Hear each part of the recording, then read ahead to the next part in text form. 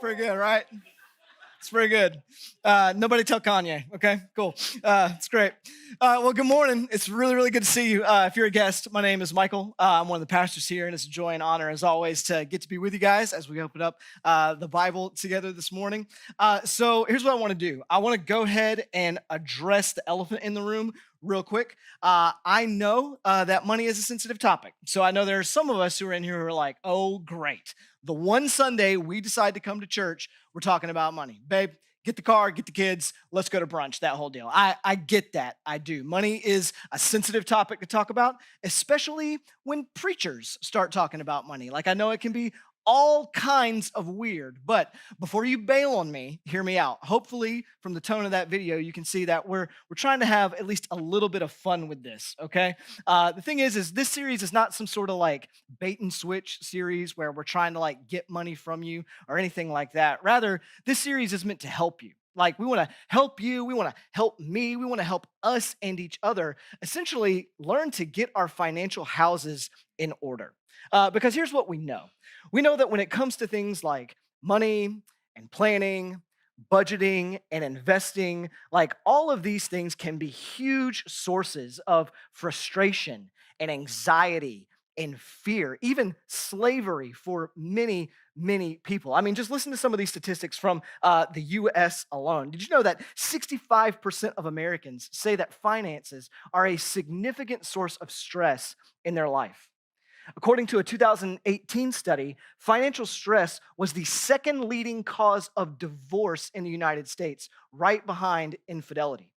The average American household has roughly $15,000 of credit card debt, of consumer credit card debt. And nearly 1/3 of all Americans do not have a savings plan for the future, all right?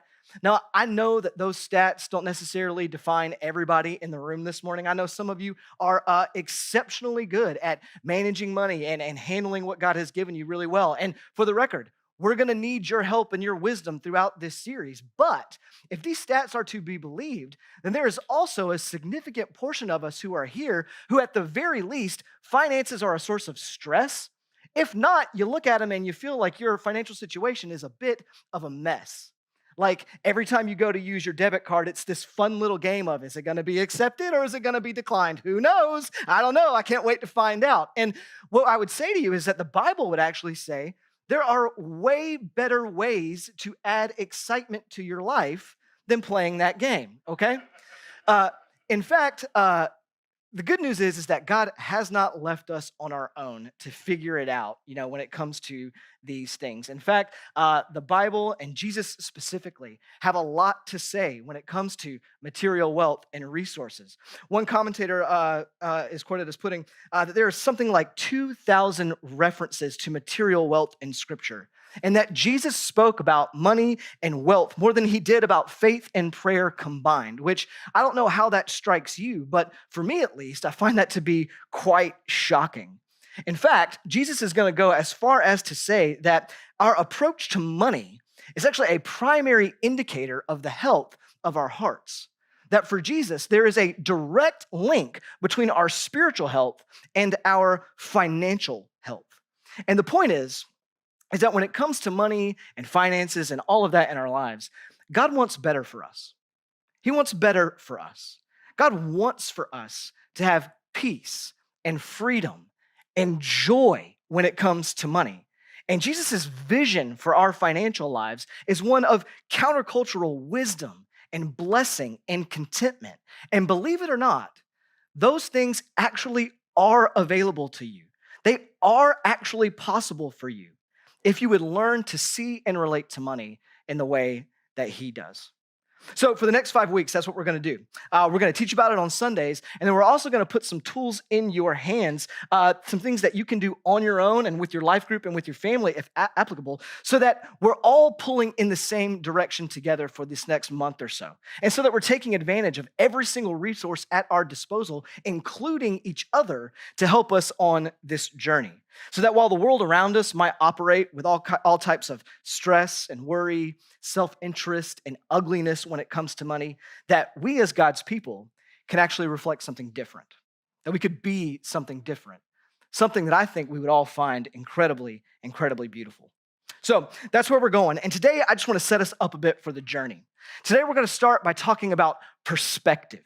Like, how are we meant to actually see and relate to the money that we have? And what often gets in our way of seeing it the way God actually intends for us to see it. So to do that, we're going to jump into Luke chapter 12 this morning. If you want to grab a Bible and turn there, that would be absolutely fantastic. In Luke 12, we're actually going to see a collection of Jesus' most famous teachings on money and how we are meant to relate to it as his people. And today, we're going to pick up in verse 13 through 21, and probably in a story and parable that you all recognize if you've been around church for any amount of time. So let's jump into verse 13 together. We'll read and talk and work our way through it. So this is what it reads, starting in verse 13. Someone in the crowd said to him, "Teacher, tell my brother to divide the inheritance with me." So some quick context here. At this moment, Jesus is teaching a large group of people, something like 2,000 people large, all right? And primarily, he's been encouraging those closest to him to trust God and not follow in the hypocritical footsteps of the Pharisees, teaching that God is going to make every secret and underhanded or suspicious thing known, and his justice and provision are going to be received. And some gentleman in the crowd hears these things and he looks to take advantage of the situation for a personal issue. Essentially, he pipes up, "Jesus, I'm so glad that you are talking about this stuff because I've got just the guy who needs to hear this, my brother. He's holding out on me. And I would love it if you could bring some of that revealing justice my way and tell him to give me the portion of the inheritance that is rightfully mine. Trader over you." As much as getting involved in a personal family dispute about money sounds like a good time, Jesus says, that's not my primary purpose here. That's not the main thing I'm here to do. But he is, however, interested in getting down to the heart of the question itself. Look at what he says next. He turns to the crowd in verse 15, and he said to them, "Take care and be on your guard against all covetousness, for one's life does not consist in the abundance of possessions." So covetousness is this Bible word for a kind of combination between, or a combination of like greed and materialism. And on first glance, it might not feel as though, or you might not feel as though you are guilty of covetousness. It may feel like it's an extreme word, like if you desire something so inordinately or so wrongly that you're willing to steal for it. And obviously, it would include things like that. But from the context of the verse, the concept is much broader than that. It's the belief that I can fill my inner emptiness through material resources. Covetousness is I can fill my inner emptiness through material resources. And that's something that should make every one of us in the room go, uh-oh, this is a problem. It's that notion that when what I sense is lacking in me can be solved with a little bit more money, with this next purchase. Or if I had the type of life or the stuff that someone else does. If I keep certain material things, a certain standard of living, a certain number in my portfolio, then I can experience a level of rest in my soul that currently escapes me. And Jesus says we should take care and be on guard against this because this way of thinking is actually a lie. One's life does not consist in the abundance of his possessions. That's his thesis, that wealth cannot fix what is wrong with you. Wealth cannot fix what is wrong with us. And I would argue that we live in a society that passionately disagrees with Jesus on this subject. Passionately disagrees with him.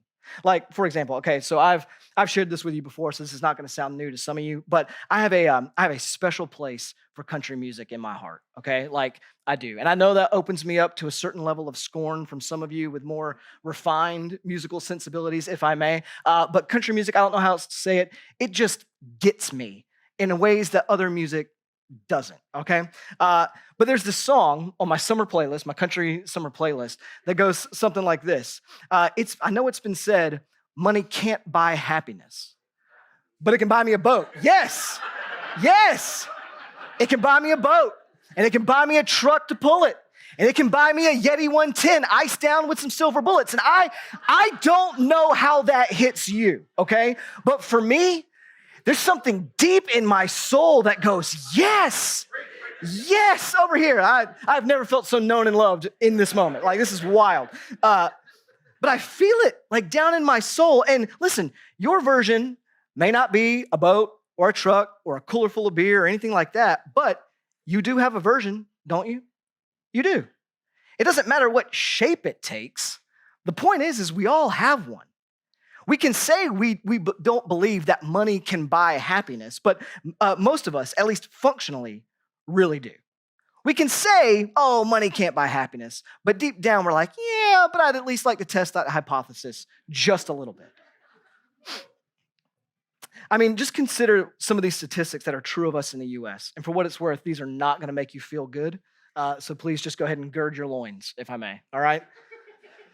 So as I said before, the average American household has $15,000 of consumer credit card debt.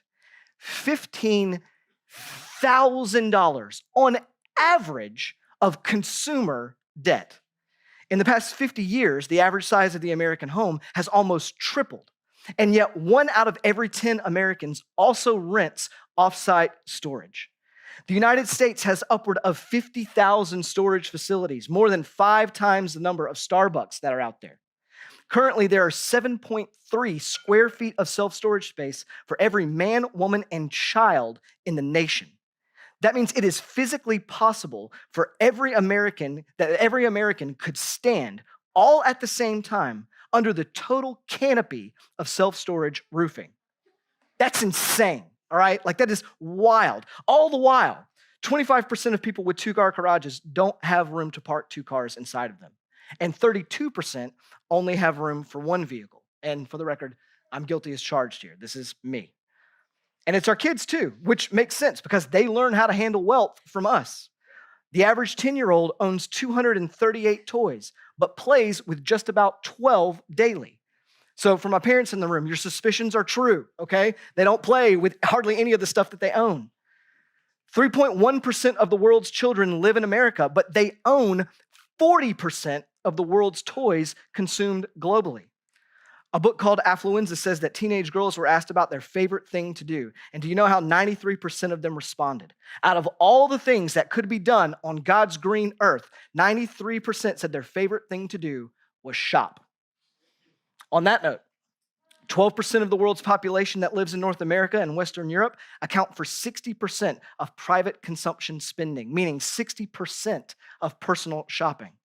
The average American family spends $1,700 on clothing annually, while the average American person throws away 65 pounds of clothing per year.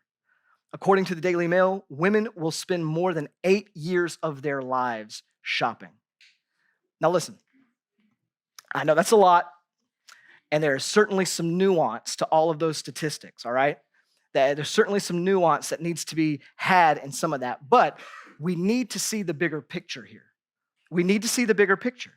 When Jesus says life is not found in having a bunch of stuff, collectively our society looks at him and says, get real.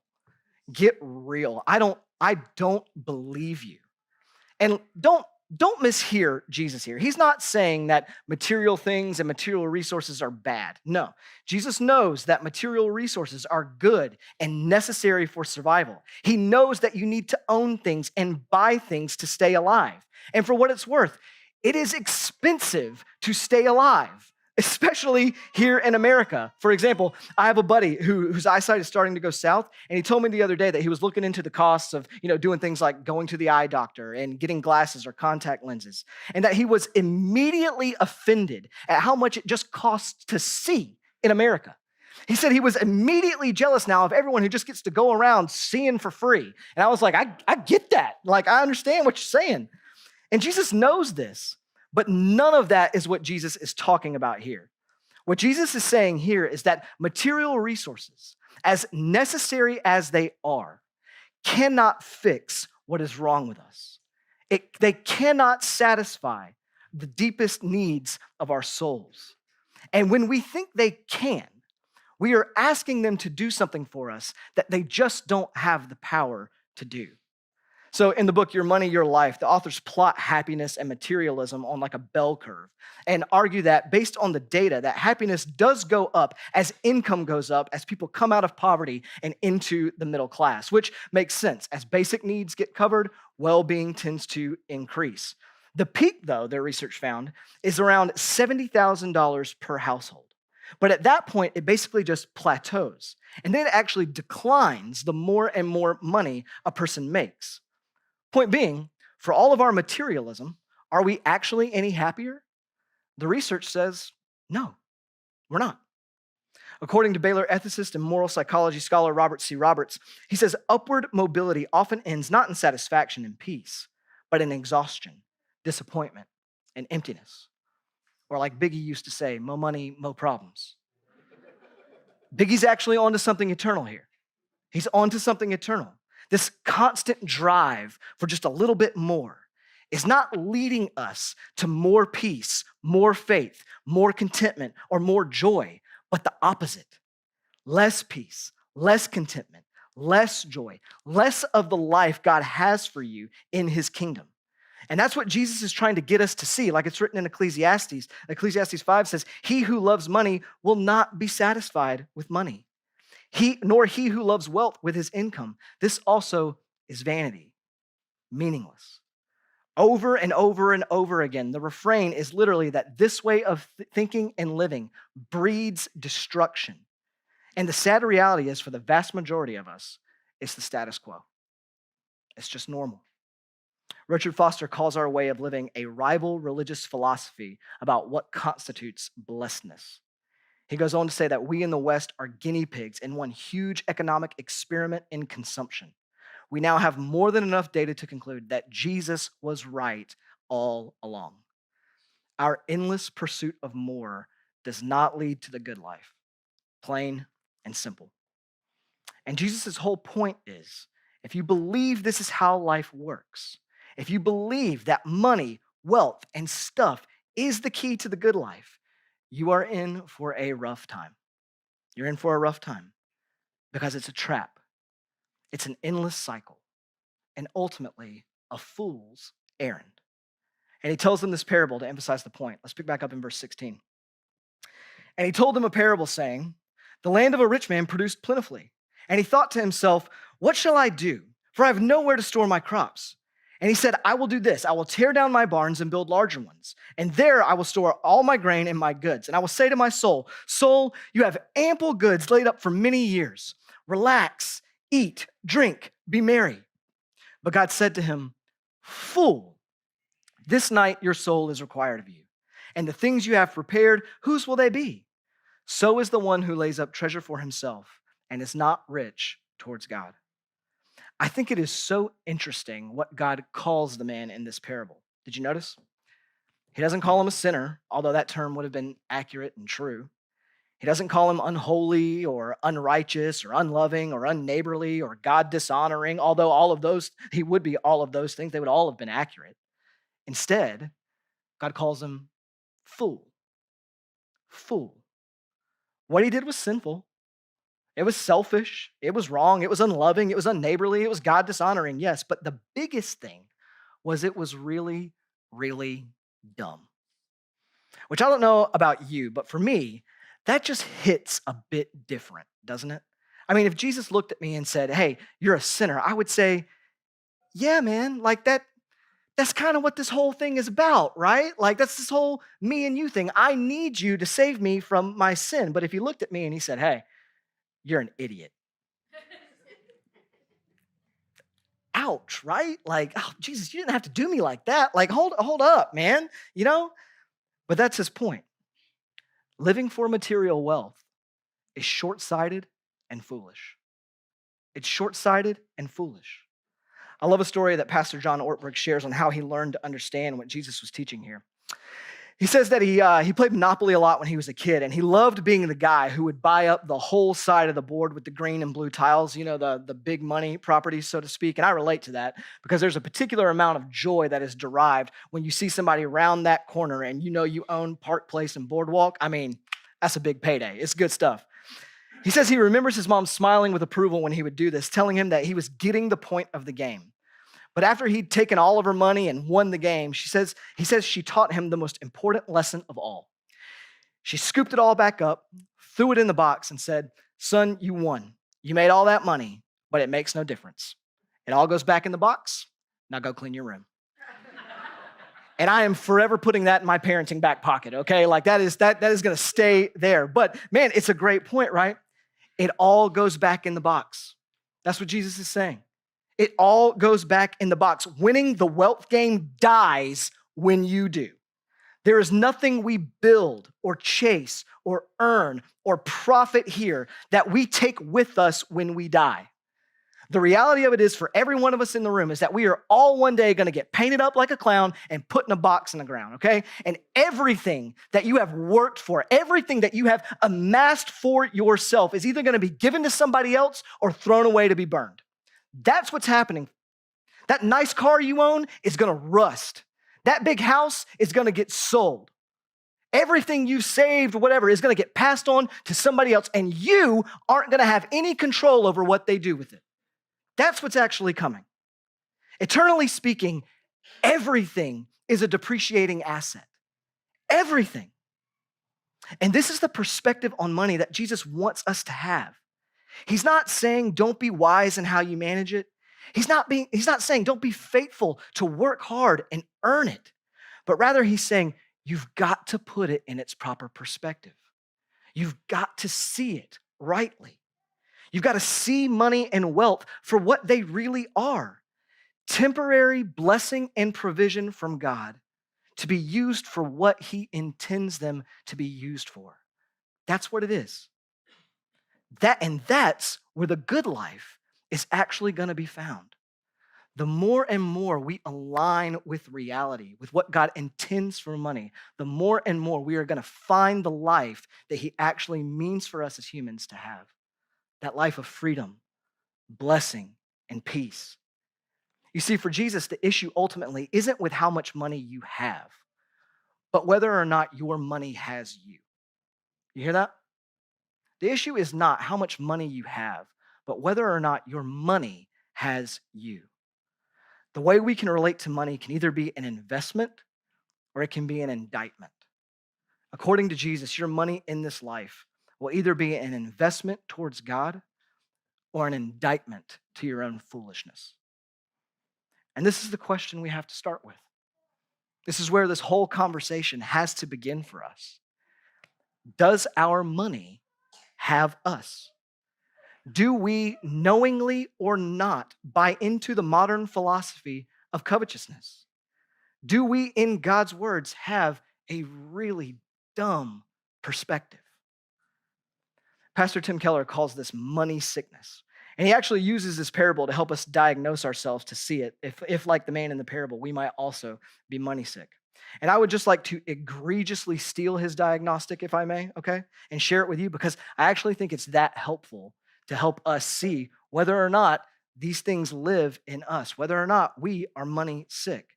So these are what he calls 7 signs that you're money sick. And I've adapted them some, but not much.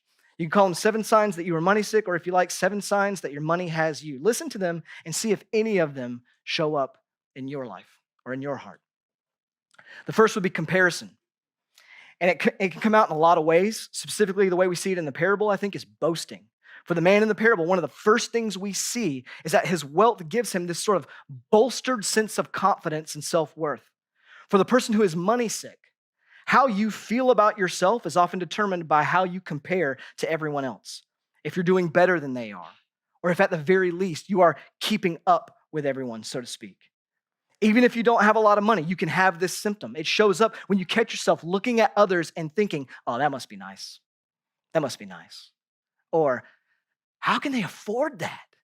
How can they do that? When you lament that you don't have the opportunities that they have and subsequently feel lesser or deprived. It's all fundamentally the same thing. It's a way of believing that the value of my life is tied to what I have. Comparison. Second, he says, is worry. If you're constantly worried about the future, you're likely money sick. Jesus is going to hit this in the next section of Luke 12 that we'll study next week, but anxiety defines the money sick. Worries about what will happen if you don't have money. What are you going to eat? What are you going to drink? What are you going to wear? What's going to happen to your retirement? What if you never make the kind of money that will afford you really nice things or the life you always dreamed you would have? This is reflective of the man's question: where am I going to store all my wealth? Essentially, how am I going to keep it? How am I going to protect it? How am I going to make sure I never let it slip away? It shows you think that the good life is only possible if certain things are taken care of. And if you're worried that you can't afford those things, that you'll be limited to a second-class life. Closely related to worry is the third, what Keller calls money comfort. And it's related to worry, but it's sort of like the other side of the coin, so to speak. The man's solution to his problem, his comfort, so to speak, was telling himself that his money guaranteed his safety and security. When you have money sickness, maybe you wouldn't say that you are worried, but you do feel safe and secure when your financial prospects are abundant. And when they aren't, you feel intolerably vulnerable. The heart that needs possessions in order to feel secure is a heart that gives birth to greed. Fourth, stinginess. The man in the parable never once thinks about what his money could do for others, does he? Not once. Or why God gave him so much in the first place. For the man in the parable, his money is all about him.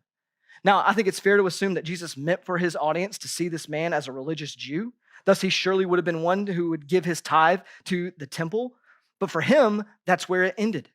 Generosity was not the joy of this man's heart. It was not on the forefront of his mind. Instead, he was most excited about being able to live a life of ease. And I think that's a pretty prescient insight for us, that money-sick people, greedy people might tithe. They might give to the church, but it always hurts. It always hurts. And they only want to give what they feel obligated to give. And then they go back to their life of building bigger and bigger barns for themselves. And a lack of joyful generosity is a very clear indicator that your money may actually have you. 5, overspending. When we have money sickness, we just can't say no to ourselves. When even though we know we can't afford it, or it'd be unwise to make this purchase, we do it anyway, because perhaps we feel like we just need this new thing. An excessive number of things is a sure sign of money sickness. Often we overspend when money becomes medication for our negative emotions. When we use money as medication for whatever negative emotion we may feel, when we're sad or when we're angry or hurting, we buy something new to kind of fix it, to give us that little dopamine hit that makes us feel a little bit better. We're just building a bigger barn. To say it differently, target therapy is not real therapy. This is often why debt is such a problem for us. We medicate life's strains with stuff. Our savior becomes our credit card. 6, discontentment. When the guy in the story was a young man, I bet he thought, man, if I could ever just have enough money to buy some nice clothes, that would be the life. And then he got that and thought, what would it be like to one day own my own farm, to have my own workers? And now he's got that, but he needs bigger and bigger barns.